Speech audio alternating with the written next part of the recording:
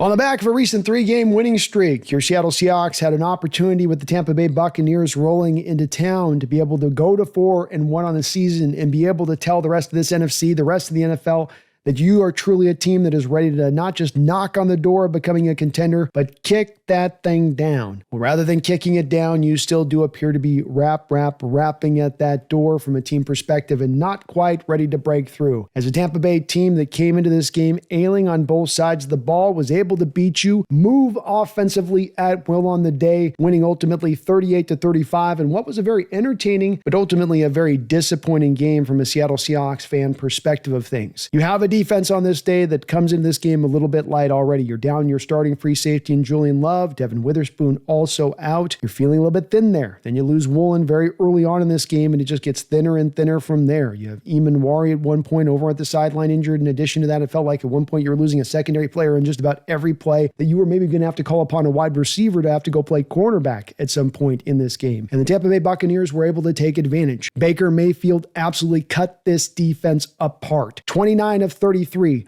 379 yards, 2 touchdowns passing. They couldn't run the ball much at all in the Seahawks defense, but they could throw wherever they wanted to throw the ball. And what was really frustrating to watch is that this Mike Macdonald defense had nothing as far as an adjustment to be made in this game. You were dropping 7 into coverage, you were dropping into depth, you were leaving big old holes in your zone, which Baker was able to eat up. It wasn't so much you're watching Buccaneer wide receivers just flat, beat up, backup cornerbacks for your Seattle Seahawks, as much as that structured within the scheme, within the zone coverage, guys were just dropping to landmarks and not actually picking up wide receivers as they were entering their space. And it was going on throughout the whole entire game. Emeka Egbuka was really the one receiver who could challenge you in this game. Godwin still coming back from an injury. No Mike Evans, but you didn't seem to have any plan to even try to double him up at all. Mike didn't really want to go to any of the stack boxes or the blitzes in this game that he can sometimes call upon. In fact, one of the rare moments into the second half where you finally decided to blitz, once with DeAnthony Bell coming off the edge, you got your one actual sack of the game. And then another time with Nick Eamon-Wari where he came off the edge on a blitz, flushed Baker from the pocket, and got an incompletion on the play. But for some weird reason, the Seahawks defense just didn't want to blitz. I'm sure that you're a little bit worried about leaving those guys exposed on the back end, but it wasn't like you weren't preventing the big play anyway by trying to drop the 7 guys into coverage. You still had 6 pass plays of over 20 yards in this game. You were still allowing the chunk plays down the field in the passing attack, and it was just kind of odd to see that Mike had nothing he could dial up as kind of supposedly this defensive mastermind to help his guys out, to pick up the group a little bit. He just was relying on the front 4 to get the job done, and the front 4 could not get the job done, despite the fact that the Tampa Bay Buccaneers were coming in with their backup right tackle, with their backup right guard. Your front 4 could not get home at all on this day. Baker had all the time in the world in the pocket to throw the ball, and when he was flushed, he could easily get away. He could easily go scramble around, and the defense just had literally no answers on this day in how to stop this Tampa Bay offense. Again, despite the fact that they couldn't really run the ball and they were very one-dimensional throughout the course of this game. But it was tough to watch. It didn't get better as the game went along. In fact, it kind of went even worse as the game went along. Offensively, on the other side of it, in the Seahawks perspective, you played wonderfully in this game. Sam Darnold had his best game as a Seattle Seahawk, and he was as good a game from the position as we've seen here in the last few years. I mean, at times was damn near playing just about perfectly, aside from maybe a throw here or a throw there. And he does throw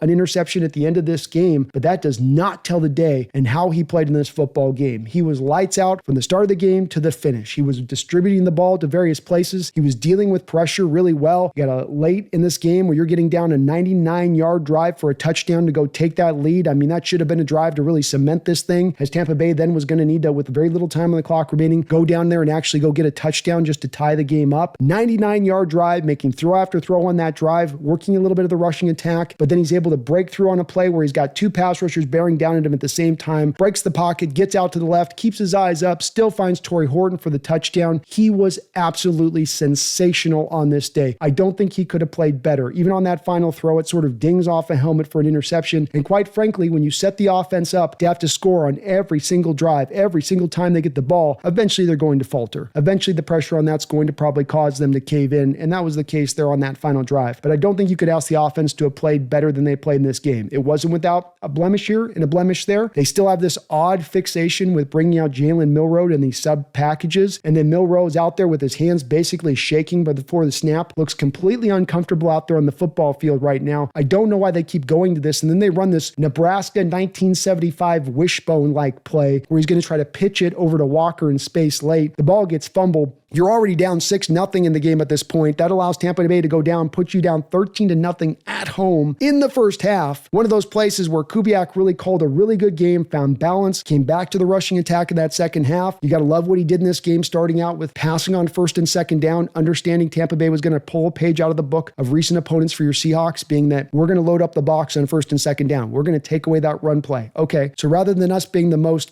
predictable team on first and second downs coming into this game and hammering that run into a brick wall, throw on first and second down. Go into where they're a little bit light and lean, especially understanding with Tampa Bay, they also had their share of injuries on the defensive side of the ball. They're down Jamel Dean, their starting corner. They're down Benjamin Morrison, their backup cornerback in this game. So they were also a little bit light. You could go out there and attack that in that way. And to Kubiak's credit, the pass run disparity in this game went more heavily into the passing attack on that thing, speaking of the fact that he recognized that. So the Milroe play was a bad one, but you really do like the way he called the game today. Sam Darnold played absolutely sensational ball. The receivers were awesome. Cooper Kupp getting open on those timely catches to keep the chains moving, making tough catches in space on hard-thrown balls in short spaces. JSN being the ultimate playmaker, once again taking the top off the defense. A.J. Barner getting himself a couple of touchdown catches, including one where he caught it and was able to shake off the tackler, being a Levante David, to get his way into the end zone. He's got 4 touchdowns receiving on the season, as he's looked really good and a true red zone threat when you get the ball down in there. So your offense played really good, even down to the offensive line. They found some holes in this game. 10 carries, 86 yards for Kenneth Walker. So that's an 8.6 yard per carry average for him. You feel good in that. You barely got Sam Darnold hit in this game, much less sacked. So you kept him very clean up front. There's very little in this game aside from that Milroe play that you can really point at on the offense and say, you guys could have done better here. You should have done better there. You have a Myers kick that gets missed early on. That's tough. And Myers is definitely having not a full-on rough start, but not the best of start to this year so far. And that hurts a little bit, but it's just a little bit of a factor in on that. Offensively, though, this is a game that really does come down to pretty simplified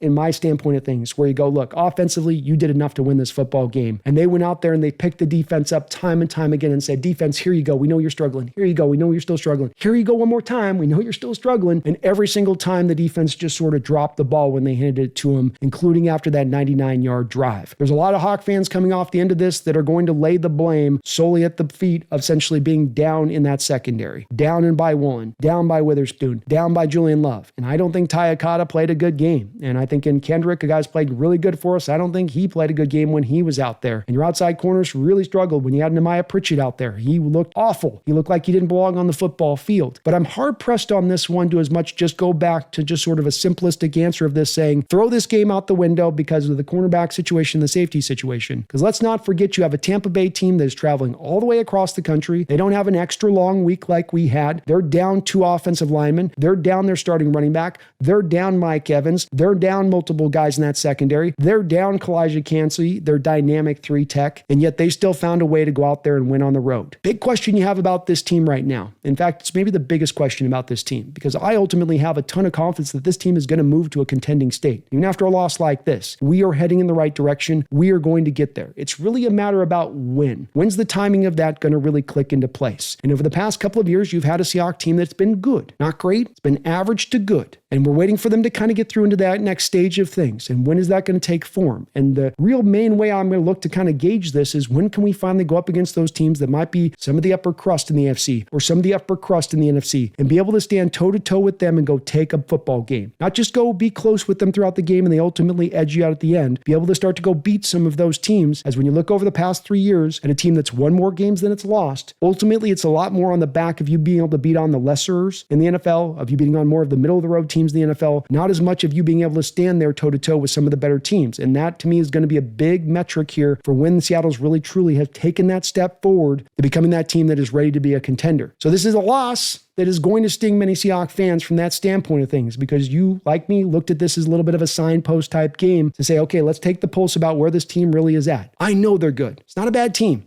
It's not a bad defense. And certainly once you get some of the reserves brought into the ranks, this is going to get much better. Certainly it didn't help in this game being down to Marcus Lawrence, and then you lost Derek Hall, and now your edge rotation is down to 3 guys, and you got Mike Morris eating more snaps than you'd like him to eat, and now those guys are getting wore down over the course of the game. It's certainly another point of an explanation. But like I said, Tampa Bay was at the very least on an equivalent basis as far as the injuries walking into this game, and they still went out there and got the win on the road. The weird thing still continuing to go on with the home field advantage, and Seahawks now 4-8 over the last 12 games at home is still odd to see. Don't have an explanation for that. It just kind of is what it is, where you're struggling to find much of an advantage playing at home. Doesn't seem to be helping the defense at all. Really strange again, too, from the defense's perspective.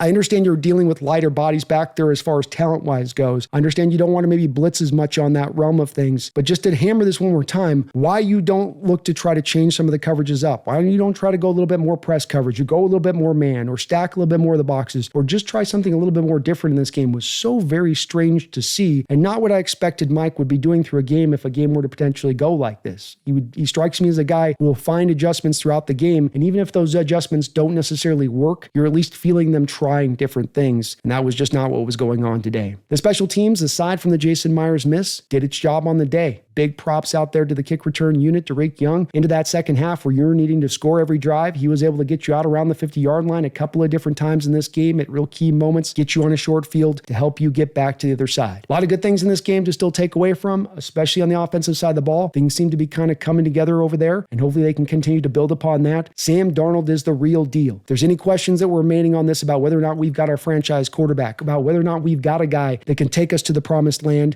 he absolutely can. Part of that confidence I have in this team in the long term that they are going to get to that contending state, even if we're just talking about a bare minimum being 2026, if it can't be 2025. It's a big part of that being not just developing the defense, but this fact that we've seen Darnold show that he is legitimate, show that last year was not some mirage, that he's not going to go back into becoming Jet Sam Darnold, that this development we've seen, this progression we've seen from him from last year, if anything, is even going more forward this season right now. He looks great. He played so tremendously in this game, so impressively on some of these throws. He's getting hit in the face, standing tall in the pocket, playing fearlessly. I love what we have with this guy as a quarterback. So though this is a game that is a bit of a bitter pill when it's all said and done to have to swallow this one, ultimately, I still land at the point of being optimistic about this team, the long term of this future. Should this team go out there and try to make some trade deadline deals? Should they be aggressive? We'll see with that and all how this plays out over the next couple of weeks. They don't have to quite make that decision right now. But I think the question does still remain, when is Seattle going to step up to be able to stand toe-to-toe with some of those better, truly better teams in the NFL and go get some of those wins? Tough game, Seahawks fans.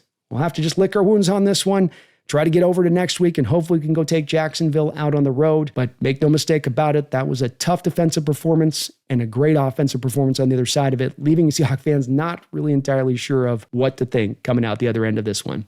My name is Brandon Kane. This is the Hawks Nest. Please hit the like button. Please subscribe. But beyond all else, don't you ever forget, go Hawks.